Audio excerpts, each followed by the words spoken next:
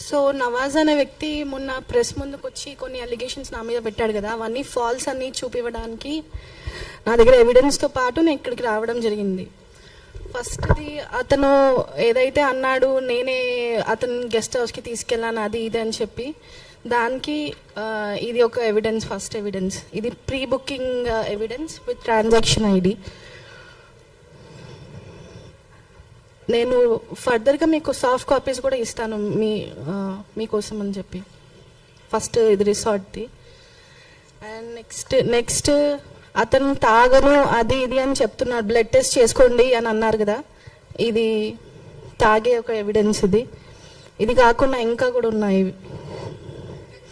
ఇంకా గంజాయి తాగే వీడియో కూడా ఉంది నా దగ్గర, బట్ అది నేను ఫొటోస్ తీసుకోలేను కాబట్టి మీకు షేర్ చేస్తాను తర్వాత. కావాలంటే వీడియో ప్లే చేసి చూపిస్తాను ఇప్పుడు.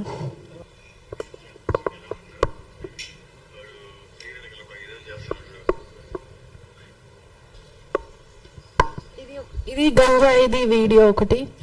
ఇది బెంగళూరులో కంప్లైంట్ ఇచ్చినప్పుడు నాకు అక్కడ పోలీస్ స్టేషన్లో రాసిచ్చిన ఒక ఎవిడెన్స్. నాకు పెళ్ళయింది తెలిసే చేసుకున్నాను అని అన్నాడు కదా, ఇది బెంగళూరు పోలీస్ స్టేషన్లో రాసిచ్చిన ఎవిడెన్స్ ఒకటిది. అండ్ కంప్లైంట్ ఇచ్చింది ఇది అక్నాలెడ్జ్మెంట్ బెంగళూరు పోలీస్ స్టేషన్లో. అక్కడ మాకు తెలిసింది అతనికి ఆల్రెడీ 2 పెళ్ళిళ్ళు అయిపోయాయి, నేను 3వ దాని అని చెప్పి అక్కడ తెలిసింది. అక్కడ ఒప్పుకొని రాసిన లెటర్ ఇది. ఐ యామ్ నవాజ్, నేను నతాషాని పెళ్లి చేసుకునే ముందు నాకు పెళ్ళి అయినట్టు చెప్పలేదు తనకి, నా వాళ్ళు కూడా ఎవరు తనకు చెప్పలేదు. నాకు పిల్లలు ఉన్న మాట తనకి తెలియదు, నతాషా ఫ్యామిలీకి కూడా తెలియదు. ఇది ఏ వైఫ్ తెలీదు, ఫస్ట్ ఆర్ సెకండ్. ఆఫ్రిన్ తన పేరు, ఇది సమ్రిన్. అండ్ ఇది ఫేస్బుక్లో అతని మీద పెట్టిన ఒక డిసెంబర్లో అతని గురించి రాశారు, ఒక దొంగ నవాజ్ అనే వ్యక్తి ఒక దొంగ ఫ్రాడ్ అని చెప్పి రాసిన ఎవిడెన్స్ ఇది. అండ్ తిను వాళ్ళ అమ్మ, నా విషయంలో తినని వాళ్ళ అమ్మ చేశాడు, కానీ ఇంకొక అమ్మాయి విషయంలో తినని వాళ్ళ వైఫ్ లాగా చెప్పి మాట్లాడాడు. ఆ ఎవిడెన్స్ కూడా నా దగ్గర ఉంది, అది రికార్డింగ్ మీకు వినిపిస్తాను నేను. అండ్ ఇతను ఇమామ్ హుసేన్ అని చెప్పి అతను తీసుకొచ్చాడు మా ఇంటికి. ఇతను ఆ మెడిసిన్ ఏదో ఇచ్చాడంట మునావర్కి ఇంకా నవాజ్కి. ఆ మెడిసిన్ నాకు ఇవ్వడం వల్ల నా ప్రెగ్నెన్సీ పోయింది. డబ్బులు తీసుకున్నాడంట ఇమామ్ అనే వ్యక్తి 5,000 వచ్చినందుకు. సో యాక్చువల్గా నేను ఏం చెప్పాలనుకుంటున్నానంటే, నవాజ్ వచ్చాడు మా షాప్కి, నవదుర్గలాగా మారిపోయాడు, హిందూలాగా మారిపోయాడు. దాని తర్వాత బిజినెస్ అని చెప్పి మా మధ్యలో కన్వర్సేషన్ మొదలయ్యింది. ఎగ్జాంపుల్ ట్రేడింగ్ బిజినెస్ అని చెప్పాడు, నాకు ఫుడ్ ట్రక్ అంటే ఇష్టం. అలా కన్వర్సేషన్ 3 days మొదలయ్యింది. దాని తర్వాత రోస్ట్ కెఫెకి తీసుకెళ్ళడము, అక్కడ సర్టిఫికెట్ చూపివ్వడం మారిపోయానని చెప్పి. ఇంకా వాళ్ళ తమ్ముళ్ళు ఒప్పుకున్నారు దానికి, హిందూలాగా మారిపోయానని చెప్పి సర్టిఫికెట్ చూపించాడు. వాళ్ళ తమ్ముళ్ళు అందరు దానికి అవును అని చెప్పారు, నీ కోసం మారిపోయాడు, నీ ప్రేమ కోసం. వాళ్ళ అక్క వీడియో కాల్లో అదే చెప్పింది. ఇంకా వాళ్ళ ఫ్యామిలీ వస్తుందని చెప్పి రిసార్ట్కి తీసుకెళ్ళాడు. అండ్ అక్టోబర్లో ఎప్పుడైతే మాకు బెంగళూరులో తెలిసిందో, దాని తర్వాత ఇంకా రివర్స్ గేమ్ వాళ్ళది. ఎలా అంటే మనం చంపేస్తారు, మనం ఇక్కడ ఉండొద్దు, మనం పారిపోవాలని చెప్పి అలా. ఇంకా మన ఎమోషనల్గా నన్ను బ్లాక్మెయిల్ చేసేవాడు. ఎలా అంటే ఇలా ఫొటోస్ చూపించడం నాకు. ఇంకా నేను ఎప్పటికైనా వాడు మారుతారు అని చెప్పి ఇంతవరకు అంటే January 12th వెళ్ళిపోయిన తర్వాత కంప్లైంట్ ఇవ్వడం జరిగింది. ప్రెసెంట్ అయితే బేగంపేట్ పోలీస్ స్టేషన్ వాళ్ళు అరెస్ట్ చేసి చెంచల్ కూడా పంపించామని చెప్పారు. బిజినెస్ అని చెప్పాడు సార్ మాకు. అతను డిగ్రీ కంప్లీట్ అయిపోయింది, నెల్లూరులో ఏదో కాలేజ్ పేరు చెప్పాడు మాకు.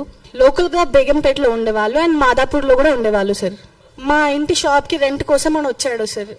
ఈస్టర్న్ ట్రేడింగ్ సొల్యూషన్స్ అని చెప్పి పెట్టాడు అక్కడ. కానీ ఆ షాప్ ఆల్మోస్ట్ 1.5 month లో ఒక 2-3 times ఓపెన్ చేసేవాడు అతను. 2025లో పరిచయం సార్, మే 17, 2025లో పరిచయం నాకు. అండ్ ఇంకొకటి కువైట్లో సేమ్ ఇలానే ఒక అమ్మాయిని, రేణు అనే అమ్మాయిని పెళ్లి చేసుకున్నాడంట. ఆ అమ్మాయిని మస్జిద్లోకి తీసుకెళ్ళి కన్వర్ట్ చేయించాడంట. దాని తర్వాత ప్రెగ్నెంట్ చేసి అక్కడే వదిలేసి వచ్చేసాడంట అతను. ఆ రికార్డింగ్, ఆ మాటలు వేరే వాళ్ళ అంటే అతను వాళ్ళ అన్న అంట నాకు చెప్పాడు. ఆ రికార్డింగ్ ఉంది, వినిపించమంటే నేను వినిపిస్తాను. వాళ్ళు కడపలో ఉంటారు.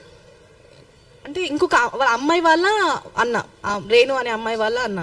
యాక్చువల్గా నేను ఈ ప్రెస్ మీట్ పెట్టడానికి కారణం ఏంటంటే, మొన్న ప్రెస్ ముందుకు వచ్చి ఆ అమ్మాయి ఇలాంటిది అలా ఇలా అని చెప్పి రాంగ్ ఎలిగేషన్స్ అన్నీ చెప్పాడు. నాకు రాంగ్ ఎలిగేషన్స్ పెట్టాడు కాబట్టి దాని తప్పు మా ఫ్యామిలీ ఒక well educated family, I belong to nice family అని చెప్పి విత్ ఎవిడెన్స్తో పాటు నేను ఇక్కడ రావడం జరిగింది. సో అతను డ్రింక్ చేయనని చెప్పి ఒకటి, నేను పెళ్ళి అని తెలిసి కూడా నన్ను పెళ్లి చేసుకుంది ఆ అమ్మాయి అని చెప్పి అని అన్నాడు కదా, అదొకటి. ఇంకా మేము టార్చర్ పెట్టామని అన్నాం కదా, మేము టార్చర్ పెడితే మొన్న January 12th వరకు మా ఇంట్లోనే ఉన్నాడు, మాతోనే ఉన్నాడు. వెళ్ళేటప్పుడు రాసిన లెటర్ ఏంటిదంటే, జోహా is in trouble, I'll be back in 15 days, trust me అని చెప్పి రాసెళ్ళాడు. సో ఇన్ని రోజులు వాడు అతను నాకు అంటే మనం చంపేస్తారు అది ఇది ఇది నేను ఏదైనా బయటికి చెప్తాను అని చెప్పి వాళ్ళ తమ్ముళ్ళు ఎప్పుడు నా 24/7 నాతో ఉండేవాళ్ళు, నా పక్క నుంచే వాడేవాడు. అవును సార్, జరిగింది. డిసెంబర్లో గుల్బర్గాలో కాజా నవాజ్ అని ఒక దర్గా ఉంది, అక్కడ తీసుకెళ్లారు సార్ నన్ను డిసెంబర్లో. అక్టోబర్లోనే ఇంట్లో వాళ్ళు కల్మా అని ఒకటి, అది ఖురాన్లో కొన్ని ఫ్రేజెస్ ఉంటాయి అవి చదివించాడు, నమాజ్ చదివించేవాళ్ళు, బీఫ్ ఒకటి తినిపించాడు. నేను చదవనంటే కొట్టేవాళ్ళు సార్ వాళ్ళు. అతను ఫస్ట్ హిందూలాగా మారడని చెప్పాడు సార్, అండ్ దాని తర్వాత నన్ను ముస్లింలో కన్వర్ట్ అవ్వాలి అని ఫోర్స్ చేశారు.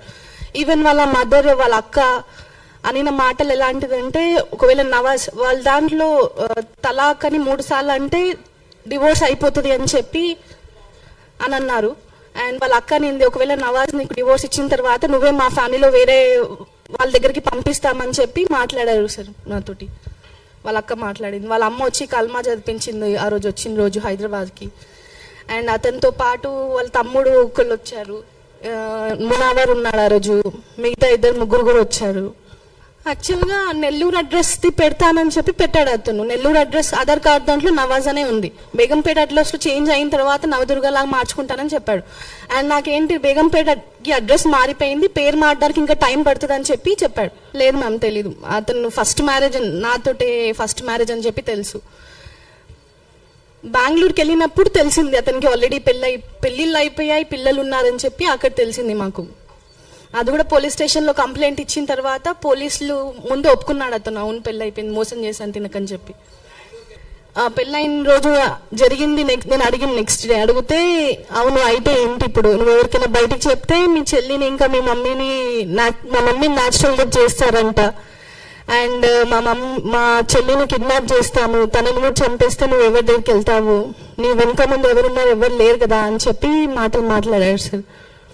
అదొక ప్లాన్ అని నాకు తర్వాత రీసెంట్గా మామ్ వాళ్ళని కలిసి సార్ వాళ్ళని కలిసిన తర్వాత అదొక ప్లాన్ అని చెప్పి నాకు అర్థమైంది.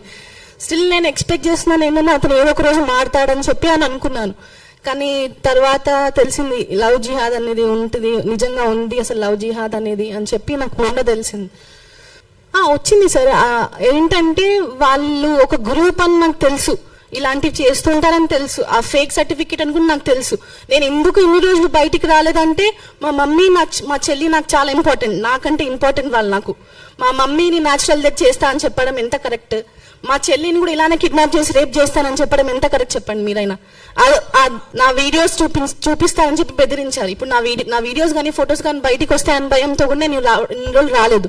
కానీ ఇప్పుడు ఎందుకు ముందుకు వచ్చానంటే, ఇంకా చాలు నా లైఫ్లో, ఇంకా చాలు, వేరే అమ్మాయిలకు కూడా ఇలా అవుతుందని విన్నాను అని చెప్పి నేను మేడం వాళ్ళని కానీ సార్ వాళ్ళని కానీ కలవడం జరిగింది. ఇలాంటి సిచ్యువేషన్ వేరే అమ్మాయికి జరగొద్దు.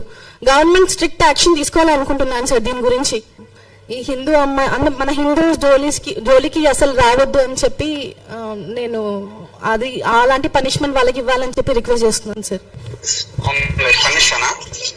సారీ, నా పేరు పక్కన పెట్టింది కానీ మీకు నా నంబర్ ఎవరు ఇచ్చారన్నా? నవాజ్ పెళ్ళాం ఇచ్చిందమ్మా. ఏం పేరు అన్న? నవాజ్ పెళ్ళాం పేరు నసీమా ఇచ్చింది. ఓకే, అప్పుడు మీరైతే కొట్లాడుకుంటున్నారు కదా. Okay okay okay. మీరు అంటే కొట్లాడుకుంటే మీరు నా ఫోన్ ఎత్తలేదు అప్పుడు. అవునవును, పర్వాలేదు ఇప్పుడు బాగానే వాడిని మీడియాకి వెళ్తాడు. అదే బాగానే వెళ్తాను. వాడిని అప్పుడంతా నాకు పట్టిస్తే గానీ నేను కూడా దూరతా ఎంటర్ అవుతా. నేను హెల్ప్ రెడీ ఉన్నాను. కానీ ఒక్క నిమిషం అన్న, నేను ఒకటి మీకు, మీ దగ్గర 30 lakhs తీసుకున్నాడు కదా, నా దగ్గర ఎంత 35-40 వరకు పోయింది మాది. నా లైఫ్ పాడైపోయింది, వాళ్ళ తమ్ముళ్ళు నన్ను పాడు చేశారు. అవును, అయిపోయింది. అవును తెలుసు, వాళ్ళందరూ దొంగ నా కొడుకులు మొత్తం. ఫస్ట్ వాడి పేరు తెలుసు, అందరి నంబర్ నా కాడ ఉన్నాయి. వీడున్నాడు కదా అన్న, ఎవరు అదే నవాజ్ ఉన్నాడు కదా, వాడు ఆల్రెడీ రేణుకాని అమ్మాయిని పెళ్లి చేసుకున్నాడంట కదా అన్న. వాడు నిన్ను చేసుకునేది 5వ దానివో 8వ దానివో, నువ్వు 3వ దాని కూడా మీడియా ముందు చెప్తున్నాడు. అది తప్పు. అది నువ్వు 5వ దానివో 8వ దానివో. నువ్వు నా నుంచి హెల్ప్ కావాలని నేను లైవ్ ఇస్తా. రెడీగా నేను కూడా రెడీగా ఉన్నాను. ప్లీజ్ నాకు కొంచెం హెల్ప్ చేయండి అన్న. నాకు ఏంటంటే వాళ్ళందరూ నా మీద, ఈ రికార్డింగ్ లో మీరు విన్నారనుకుంటా, నేను 5వ దాన్నో 8వ దాన్నో కూడా కన్ఫర్మ్ గా తెలియదు అని చెప్పి. ఈ రికార్డింగ్ నేను మీకు పంపించమంటే నేను పంపిస్తాను. అది మీరు ఫర్దర్ గా మీరు మీ గ్రూప్ లో షేర్ చేసుకోవచ్చు అని. ఈ కేసు నుంచి ఇక్కడి వరకే హిందూ అమ్మాయిల జోలికి ఏ ముస్లిం విధవ గాని రాకుండా ఉండాలంటే ఈ కేసు ఒక బెస్ట్ ఎగ్జాంపుల్ గా ఉండాలి. ఇది ఒక రోల్ మోడల్ ఉండాలి ప్రతి ముస్లిం వాడికి. So this is the last ఉండాలి కేసు. మళ్ళీ ఎలాంటి వాడు ఏ హిందూ అమ్మాయి జోలికి వస్తే వాడికి ఎలాంటి పనిష్మెంట్ ఉంటుందో అంటే ఇక్కడ వచ్చే జడ్జిమెంట్ వల్లనే వాడికి ఒక రియలైజేషన్ ఉండాలి అట్లాంటి వాళ్ళ కోసమని మేము పోరాడుతున్నాము. ఇది కేసు ఇట్లానే ప్రొలాంగ్ అయితే మాత్రం మేము, మహారాష్ట్రలో చట్టాలు వచ్చాయి కదా, అలాంటి చట్టం కూడా మన తెలంగాణలో రావాలని మేము గట్టిగా గవర్నమెంట్ ని రిక్వెస్ట్ చేస్తున్నాము. ఇది మళ్ళీ రిపీట్ అవ్వద్దు. మనం మళ్ళీ లవ్ జిహాద్ అనే పేరు మనం వినవద్దు. ఇది